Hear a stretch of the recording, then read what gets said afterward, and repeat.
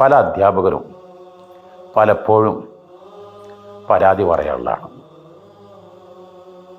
ഇപ്പോഴത്തെ കാലത്തെ കുട്ടികളൊന്നും ശരിയല്ല, പറഞ്ഞൊന്നും കേൾക്കുന്നില്ല, കുട്ടികളൊന്നിനും കൊള്ളൂല, ചേറാണ്, ഒന്നിനും പറ്റൂല. ഞാൻ അധ്യാപകരോട് ചോദിക്കാറുണ്ട്, നിങ്ങൾക്ക് എത്ര അധ്യാപകരുണ്ടായിരുന്നു? LKG യിലും UKG യിലും സെക്കൻഡറിയിലും ഹയർ സെക്കൻഡറിയിലും ഡിഗ്രിക്കും PG ക്കും കുറേ അധ്യാപകരുണ്ടായിരുന്നു.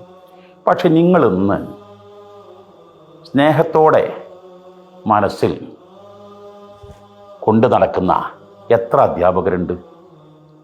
നന്നേ കുറവ്. എന്തേ കാരണം? ആ ചില അധ്യാപകർ എൻ്റെ വളർച്ചയിലും ഉയർച്ചയിലും അവർ എനിക്ക് ചെയ്ത ഉപദേശങ്ങൾ, എൻ്റെ തിരുത്തലുകൾ, എന്നെ കൈപിടിച്ചുയർത്തിയത്, അവർ എനിക്ക് നൽകിയ പ്രോത്സാഹനങ്ങൾ, എനിക്ക് നൽകിയ വലിയ വലിയ സഹകരണങ്ങൾ എന്ന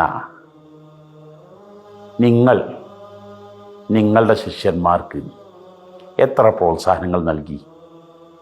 എത്ര സാന്ത്വന വാക്കുകൾ നൽകി? അവരെത്ര മോട്ടിവേറ്റ് ചെയ്തു? കുട്ടികളോട്, വിദ്യാർത്ഥികളോട് എന്നെ ബഹുമാനിക്കണമെന്ന് പറഞ്ഞ് ബഹുമാനിപ്പിക്കേണ്ടവനല്ല യഥാർത്ഥ ഗുരു. ഗുരു എന്നാൽ ആ പദത്തിൻ്റെ അർത്ഥം തന്നെ സംസ്കൃതമാണ്. ഗു എന്നാൽ ഇരുട്ട്, ഡു വെളിച്ചം. ഇരുട്ട് വെളിച്ചമാക്കി മാറ്റുക.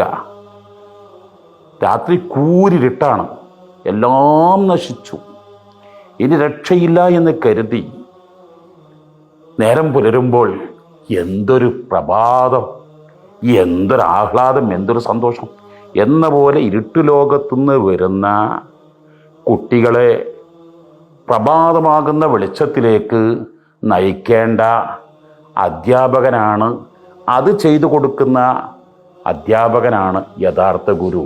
അങ്ങനെയാകുമ്പോൾ കുട്ടികൾ നിങ്ങളെ നന്നായി ഉൾക്കൊള്ളും, അവർ നന്നായി സ്വീകരിക്കും. അവർ മനസ്സിൻ്റെ അടിത്തട്ട് കൊണ്ട് നിങ്ങൾക്ക് സർവസ്വവും സമർപ്പിക്കും.